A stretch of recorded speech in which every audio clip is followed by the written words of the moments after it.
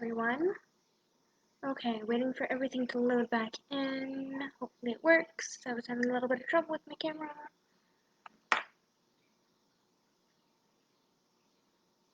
Trying to keep my motherwort bundle here smoldering.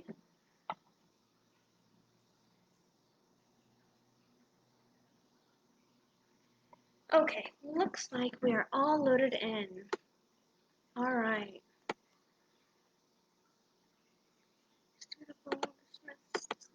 Okay.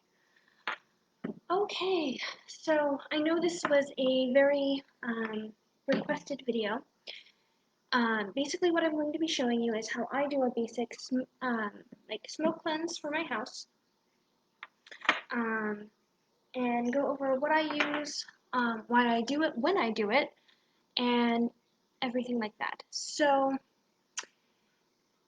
when to do a smoke cleanse.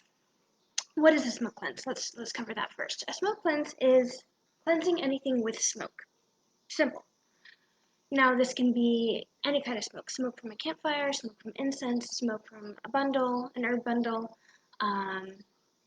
otherwise known as a smudge stick. And we'll get into that. I'll explain what a smudge is and what the difference is. Basically, all across the world has some sort of smoke cleansing. I mean, you find it in Catholic churches when they're cleansing the entire church or cathedral with incense. It is a very common practice. Smudging used to be the universal term for this. We do smudging, unless you were in a very particular tradition or group, cultural group. Now that's changed. People are now going and, moving towards smoke cleansing rather than smudge. A smudge is a Native American traditional smoke cleanse. I've seen them done in many different ways. I've seen very formal ones and very informal ones. I participated in both formal and informal ones. So a smudge needs to be basically, it's a ceremony that is taught to you. Just like sanding, which is the Celtic version of this. But regardless of what we're doing a smoke cleanse. General smoke cleanse, eclectic smoke cleanse, even like non-religious smoke cleanse can happen. Absolutely.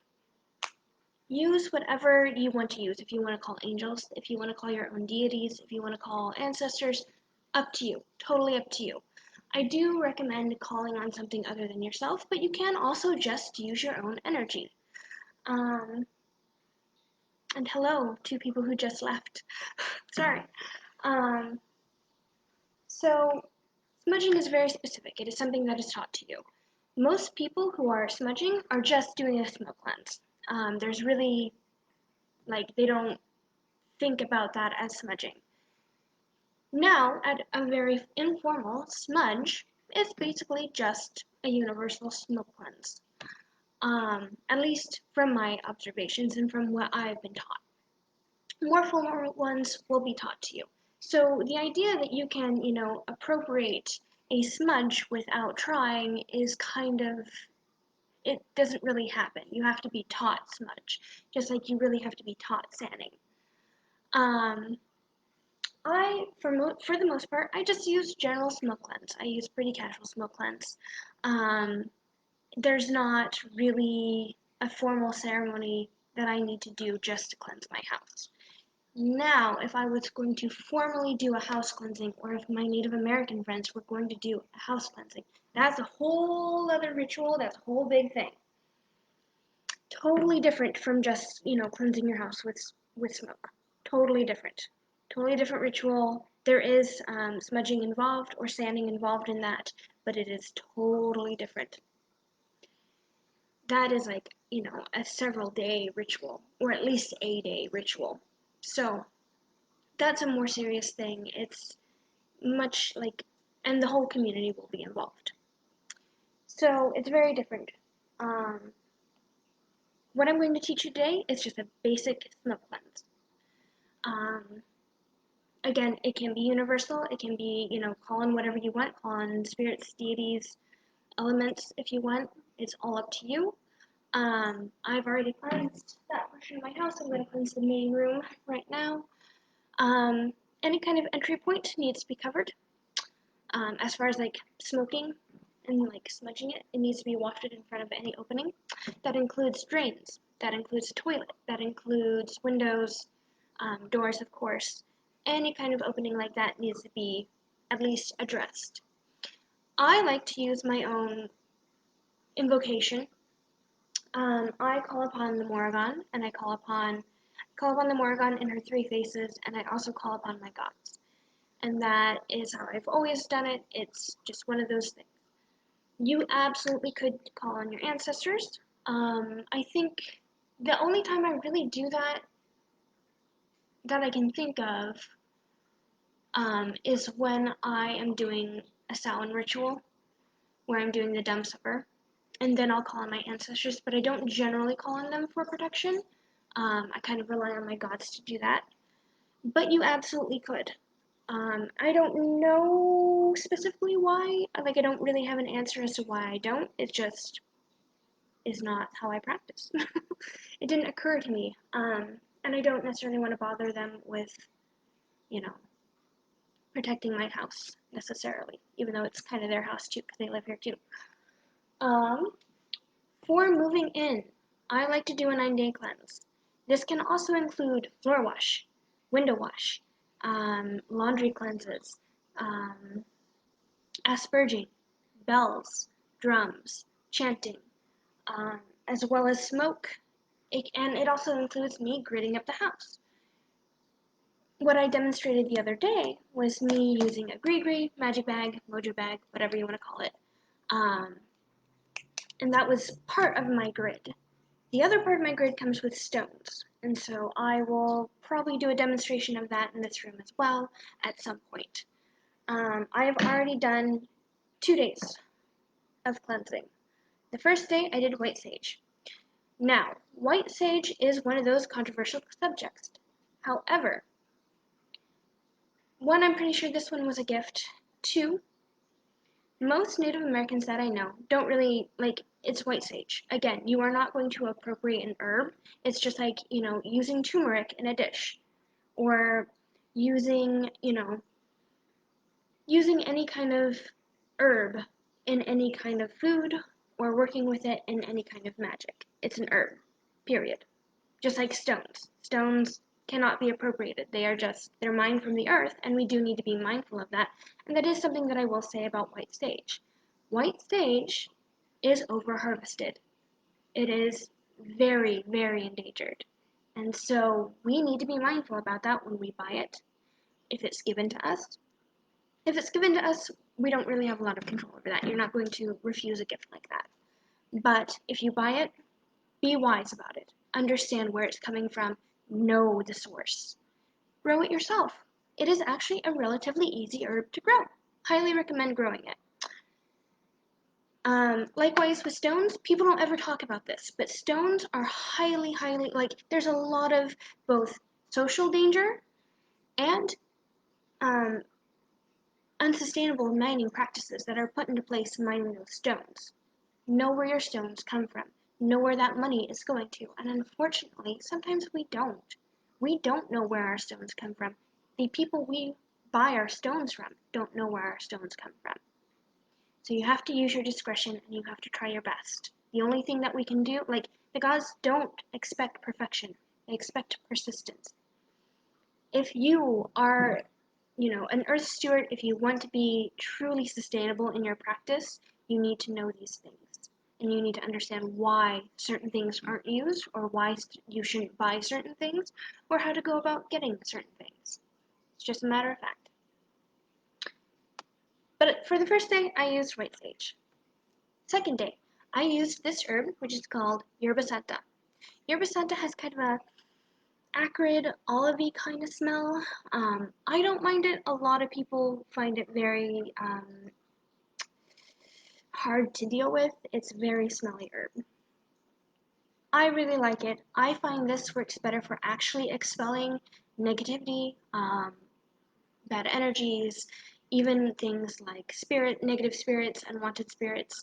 and even, more malicious entities than that. I find this one works really, really well. Second day. Third day, I'm using my motherwort bundle. Motherwort, it's another really nice herb to buy. You can grow it. It is very sustainable. You can buy it. I mean, you could probably find it in most gardening centers. It's a really easy one to buy, to get a hold of and to use. I really like it because, of course, I'm working with my mother goddess. And motherwort, I mean, it's not super connected to the Morrigan, but for me, I always have this very interesting association between motherwort and the Morrigan. I don't really know why. It's just one of those things, and I'm like, yeah, this resonates with that. Palo Santo. Palo Santo is a bark. It's a wood. Basically, this comes from Mexico. Some people will, in some places, it's very over-harvested, and it needs to be, mindfully bought. So be careful with that one, but it is one that I use. Sweetgrass is another one that I use, otherwise known as buffalo grass. That is one that I use. I find it has a very high resonance for energy. Other things you can use. Desert sage. Cedar.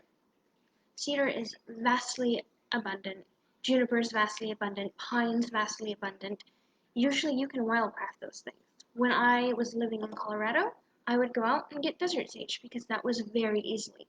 Now, when you are harvesting, and I've done a couple videos on this, but you need to be mindful of what you're taking. Never take more than 30%. Be very, especially if it's, really know your herbs. Things like Solomon seal is very, very endangered. Desert sage is not so endangered. It's pretty prolific where it is. It's also a really easy one to grow if you are interested in growing your own. Highly recommend. And it becomes this big bush, like a big woody bush. So just be mindful of what you're taking. Ask first, ask the plant. Make sure you make an offering, give an offering to them. Say you're thankful. Make sure that you do these things. If the plant says no, if you get a bad feeling, if you get a cold feeling, I back off. And I'm like, okay. And I give them an offering anyway, because why not? It's how you establish connection to things. It's how you, make friends. So be mindful of what you're doing. Use whatever you need to use. Rose, dried rose petals, great. Resins are amazing. Even spices like cinnamon and clove, with caution, because they can be irritating to the lungs and to the mucosa. But you can use them for smudging. Other things like asafoetida. Asafoetida is a Asiatic spice, I guess, herb, that is in the garlic family. So it has a lot of sulfur in it. You can find it powdered, and it has kind of a pungent, garlicky kind of smell, roasted garlicky, burnt garlic kind of smell. It is fantastic for completely neutralizing any energy. And I mean neutralizing. It brings it back to zero. Cancels everything out. This will also include any grids, any gris, pretty much any spell work that you have. It will bring it back to zero. It will cancel out some spell work that is more or less temporary. For instance, like the gree and the grids, not worried about it. Great way to cleanse it, brings it back to zero. Again, those stones and and the herbs already resonate with their own energy. They already know what to do. You just maybe need to realign it and bring it back into your own intent. Things like sigils. They'll probably need to be redone because you've basically canceled them out with the asafoetida. Let's see, what else? So that's what I like to use. I like to use pretty much anything for cleansing. I do like to mix it up with my cleansing. I like to do like bells one day and a smoke cleanse another day and then asperge another day. I like to really make sure that everything is energetically energetically different. I want to make sure that I'm hitting all the frequencies, if that makes sense. Again, I approach cleansing in the same way that as a vet tech, I approach deworming, which is a very strange thing. What we want to do is make sure that we're covering our bases and we're covering all of our frequencies. If you're a vet tech or if you're deworming an animal, you want to make sure that you're covering all of the species that are involved. So things that work for roundworms don't work for, hookworms, or have a harder time working with hookworms. So you want to make sure that you're mixing up your deworming and cycling through them. Likewise, you want to make sure that you're mixing up your methods for cleansing and cycling through them. That way you're hitting all of the frequencies, you're getting every little aspect of negativity that there could be, and getting it out of your house before anything else, before you do anything else in your house, basically. Now, if you have a very, very negative space, someone reached out to me at one point and was asking, basically their house, they had just bought it, and it had basically been in an area where there was a lot of drug use, there was a lot of poverty, there was a lot of bad issues. And so the house carried this really intense negativity. And so I told her, well, do a black walnut bath. Basically, wash your house with black walnut. And it seemed to work. So, if you really need to, you can use black walnut, and I have instructions for that on the group in both files and on guides. You can use black walnut to wash your house. It is a very time-consuming, energetic-consuming, highly draining method. But if you need to do it, you can do it. And I mean, like, you wash it. You wash the ceiling, you wash the windows, you wash the floor, you wash the walls, you wash every aspect of the house. Very, very time consuming, very energetic expending. It's a hard method. But if you need to do it, do it. I don't generally need to do that. I don't find that I need to do it. The only time I really ever do anything like that is when I'm moving out of a house, because I don't want any energetic connection to that house. We move around a lot. I don't, I don't want to be spreading my energy too thin. Derek, who's one of our members, recently commented on having a doppelganger, and I truly believe that it's his energy kind of being recorded by the land or recorded by his house, and that's what people are seeing. So if he wanted to stop that, a black walnut bath would do very well. Now, if it is the land or if it is the house, the problem would probably persist and would probably return. But it would help for a little bit. So, hard to say. Okay, so when do I do cleansing? When I move in, when I move out. I also do it whenever I need it, which is kind of a vague answer. When do I need it? I like to do it around the holidays. I like to do it, especially around Samhain. I like to get my house clean before my ancestors come over, just like you would with anyone visiting. And then when they leave, I like to shut that door and I like to cleanse again. That way, anything that was brought in that may have snuck in with them can go out. So around the holidays, particularly around big days like my father's death anniversary, my father's birthday, things like that, I like to cleanse. And then in general, about once a month. About once a month is a good time for a cleanse. And, you can pick a day or pick a week during that month and do a really deep clean on your house. And at the same time, again, you can cleanse while you clean. You can do floor washes while you're mopping the floor. It can coincide with your cleaning schedule. I like to do at least a small cleanse once a week when I'm cleaning, just to keep the energy moving throughout my house. Just like you open your doors and let the air circulate, let that energy circulate too. So that's when I cleanse, that's kind of why I cleanse, what I cleanse with. I think I've covered everything. So what I like to do is I like to start in the back and move here. Unfortunately, I live in an apartment building. There's 2 other apartments on either side of me. I don't really want to bother them by opening and shutting my door. I like my front door, So I use the back door, and honestly, that's the door that I use the most anyway, so that's kind of my front door. Now, as to having the windows open or closed during this process, it's up to you. It's very variable depending on the tradition that you follow, depending on what you believe. Some people believe, shutting them encapsulates or traps that energy. I don't necessarily agree with that. Your house is not going to be airproof. The energy is going to find a way to disperse anyway.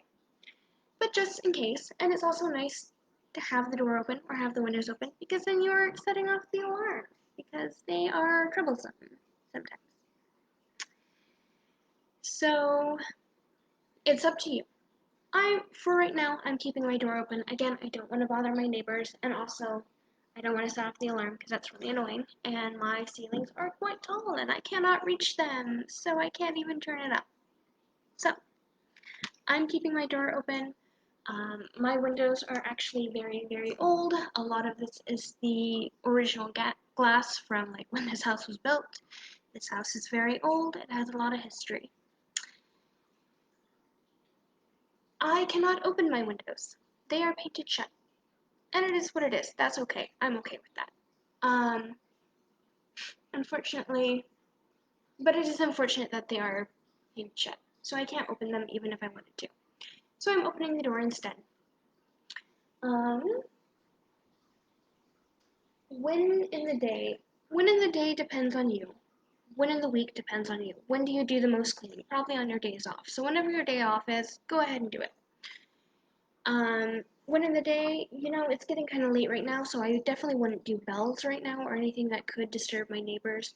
However, a smudge or a smoke cleanse is quite quiet, for the most part. You will be, chanting or saying things. You could even just project your energy if you don't want to speak or if you don't feel comfortable with that.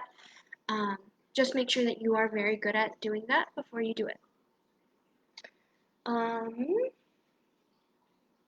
what else? What other information can I give you? Um, I don't know. So I'm gonna go through the house. You probably won't see part of it because I won't be able to move the computer, and I like to use whatever you have on hand. You could use a candle for this, you could use matches for this, you could use a lighter. Make sure that you are grounding before. So I'm gonna do a quick grounding right before I begin.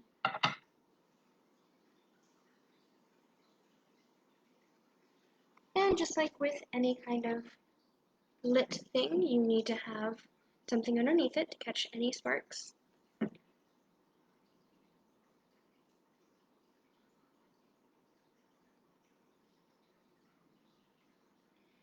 Okay, and I'm going to ground really quick.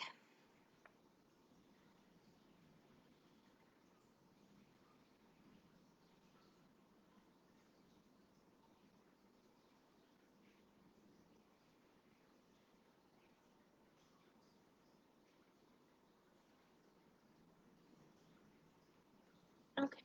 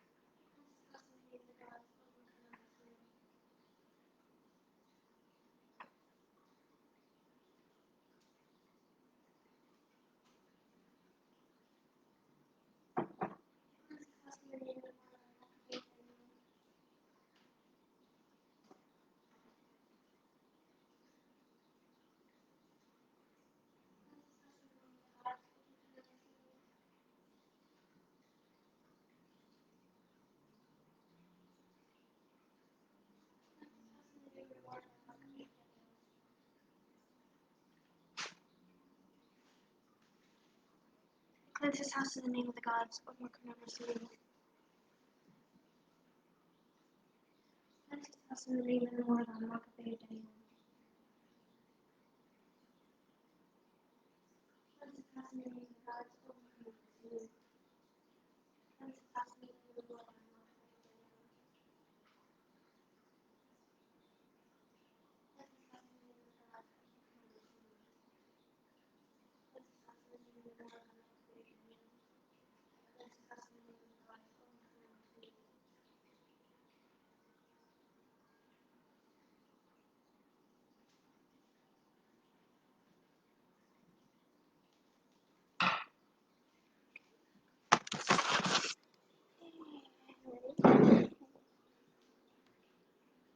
Alright.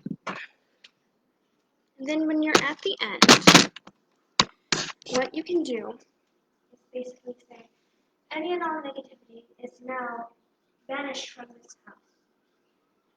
This house is cleansed and protected from all harm, both physical and metaphysical. And you can slam the door. So it is slightly noisy.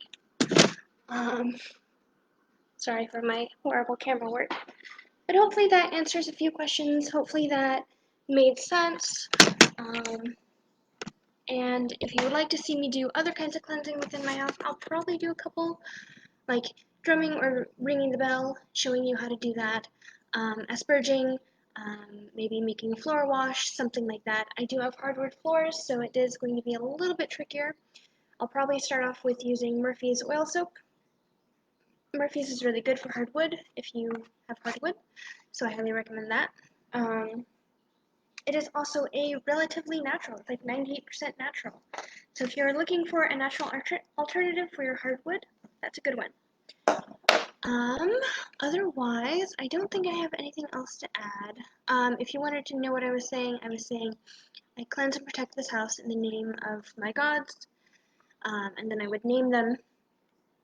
And that can be really, really powerful. If you wanted to do something with spirits, you would probably name them, or at least energetically name them by projecting their energy.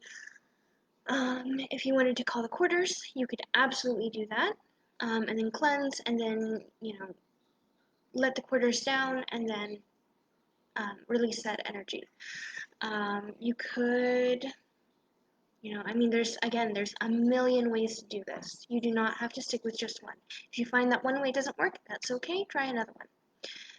A selenite wand can be an amazing cleansing object, I guess. Any kind of wand can be used for cleansing. An athame can be used for cleansing because you are projecting your energy with it. And what you're doing when you're cleansing is projecting your energy and pushing that with the aid of smoke or water or whatever kind of substance you want to use, and basically pushing that negativity out of the house. So that's the basics. One of the things that I've seen that I don't really like is people using like their Roomba or, something like that to kind of, waft smoke through their house while they sit on the couch. As funny as that is, like I get the humor, I really do. But for me, at least, and what I recommend to you, is that smudging, smoke cleansing, is a active practice. You are actively doing this. It is not just the herb that's doing all the work. It is your energy as well. You are pushing your energy and, really claiming your home, banishing any negativity that's in your home. It is an active practice. So it needs to be actively done. And that's just the way I see it. Maybe you see it differently, and that's fine, but that's how I do it, and that's what I recommend, is actively doing it, purposefully doing it. I just think that it's a waste of herb, and it's a waste to